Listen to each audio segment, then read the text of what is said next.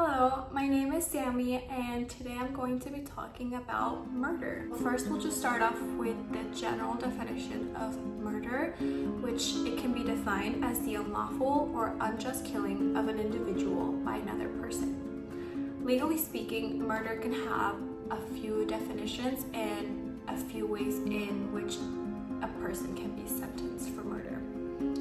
According to Texas law, murder could be defined as intentionally or knowingly causing the death of an individual, intending to cause serious bodily injury, and committing acts dangerous to human life that causes death.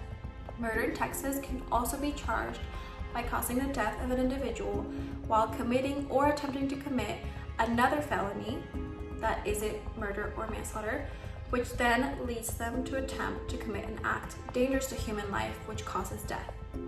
So this would be someone whose first intention was not to murder or kill someone, but in the act of committing another crime or another felony, they then kill another person. People can also commit murder by manufacturing or delivering a substance that they introduce to an individual that they either ingest, inhale, or inject that then causes their death. So giving a person a drug or injecting somebody that will then take their life. Sentences for murder can vary depending on the degree. So there can be second-degree murder, first-degree murder, and then capital murder. In Texas, sentencing can range from as little as 2 years for a second-degree murder, and sentencing can go up to 99 years for a first-degree murder. That would be the highest amount of years for sentencing, which would be life in prison. So the lowest amount of time that you can get for prison in Texas for a second-degree murder would be about 2 years, maybe 5, and sometimes maximum 10. The lowest sentencing in Texas can be given for a sudden passion charge, which would be for a murder committed not out of intent. It was not an intent for the person or premeditated, but it was a sudden act. And if this act can have an adequate explanation or cause in court, then the person can be charged with sudden passion and can get as little as 2 years in prison. This would be a second-degree murder charge. A first-degree murder charge can have up to 99 years or life in prison, and the highest and most extreme sentencing for murder would be the death penalty, which is still implemented in Texas. So people charged with either first-degree murder or in most cases capital murder would usually receive this sentencing, either the death penalty or life in prison without parole. So we'll now talk about some statistics about murders in Texas and who commits them, who are the victims, what is the prevalence of murder in Texas. So in 2024, the Texas homicide rate was 5.88 per 100,000 people.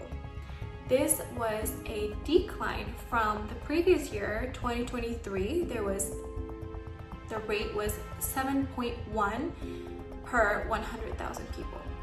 The state in 2024 ranked 24th nationally for homicides. These homicide rates were lower than Georgia and Illinois, but the state had higher rates of homicide than California, Florida, and New York. Males in Texas were nearly 3.5 times more likely to be homicide victims than women. So not only are men more likely to be homicide victims, but they are also more likely to commit murder or homicide in general in the country and in Texas. But in Texas, the rates of homicide for men were 9.25 per 100,000 people, And for women as homicide victims, the rate were 2.52 per 100,000 people. Young adults were the highest homicide rate, made up the highest homicide rate in Texas. Young adults ranging from 19 years old to 24 years old. In 2024, they had the highest rate of homicide. Children and adults over the age of 45 had the lowest rates. According to crime.org, Texas has a crime rating of D+ in the whole country. So these ratings are like typical letter grades, with A being the highest and best rating, indicating it is a safe area with not a lot of crimes, not a lot of murders. F being the worst grade. That would indicate the highest amount of crimes and murders. So Texas had a lower rate of D+, indicating that there are a lot of crimes and murders committed in the state. This grade came from the amount of murder cases that there were in Texas in the past year, indicating that Texas has a higher murder rate than most US states. This map shows the murder ratings per area in the state of Texas. So the red areas will represent the areas with the most murders, and the green areas will represent the safer areas and the areas with the least amount of crimes. The areas in between, which would be yellow and orange, those would be C and D ratings for murder. While there is not a general consensus of what drives these murders and what the reasoning is behind murders in general, there has been a rise of drug use and gang activity, not only in the country but also in Texas. So in general, the most common factors in Texas, driving factors for murders, were drug use and gang activity.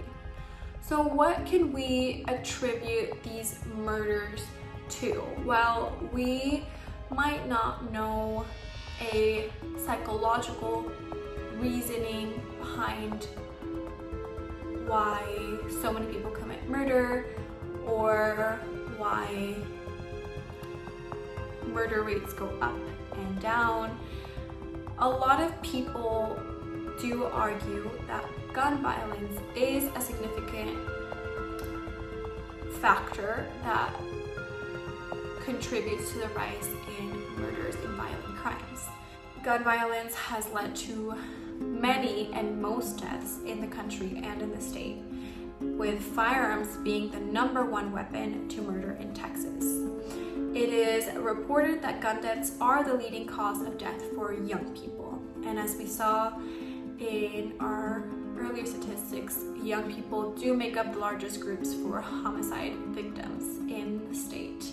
So considering that young people are the highest group with homicide rates in the state, and the leading cause of death for young people are gun deaths, we can see why there is a lot of concern around gun violence and gun control. According to a report by Johns Hopkins University, 66% of the homicides in Texas in 2022 were by use of firearm, and 70% of the deaths in the country were attributed to firearms. The second most used weapon to murder in Texas are knives and cutting instruments. However, these weapons only attribute to 10% of the deaths and homicides in Texas. Society's general feeling about murder is not positive. If you go and ask anyone on the street how they feel about murder, they probably don't have good feelings about it. Murder not only takes the life of a person, but also brings a lot of other negative consequences along with it. So society in general, we agree, most people agree, murder is a deviant act, murder is not good, and murder is not encouraged. However, there are mixed signals and mixed messages not only in the country, but also in Texas. Since Texas and the United States has a big culture surrounding gun ownership and protection against gun ownership, a lot of people understand and value their Second Amendment right, their Second Amendment constitutional right that states they have a right to own guns. So if we go back and think about the prevalence of deaths by guns, which are 70% in the country, 66% in Texas, we can understand why there are such high rates of murder. And although murder is generally not encouraged, many gun owners might justify gun violence and gun deaths by saying that the use of guns is for self-protection or protecting their property. In Texas, for example, we have the Castle Doctrine and the Stand Your Ground laws. The Castle Doctrine protects you against someone if you think they are threatening your property, you are allowed to shoot them. And in the Stand Your Ground laws, if you believe you're in imminent danger, you may protect yourself by using a gun. Although, of course, the intention here by using these laws and doctrines might not be to kill someone to protect yourself or kill someone to protect your property, the law does allow you to use a firearm and shoot somebody. And although, of course, people might not want to just kill and shoot someone, in many cases, a shooting might lead to a death. So in this way, we can kind of understand why there might be a lot of justifications as to why people believe they can use a gun against another person and cause serious harm or death. So although these instances might not be the most prevalent cause or reason for murder in Texas, we can see why this builds a certain culture and a certain narrative around murder. Does this culture promote murder in some cases? Is it saying it is sometimes okay to murder, it's sometimes not okay to murder? It depends on if it's justified, but what makes it justified? I think there can be a lot of gray area or misinterpretations where people might feel the need to use a deadly weapon on another person when it might, in fact, might not be justified. So although we might not always know the reason or answer as to why people choose to murder and the motivations behind it, I think it is interesting to think about if we reduced the access to deadly weapons like guns, would murder rates and crime rates go down? Again, considering that 70% of the murders in the country were attributed to gun deaths, and only 10% of murders were attributed to knife or cutting instruments. So it is something interesting to think that maybe murder rates would not be so high in the country if there were some regulations and laws around murder. So yeah, that is all for today, and hopefully one day we will find a resolution or better ways to deal with these cases and hopefully try to reduce murders in the country. And thank you for listening. That is all for today.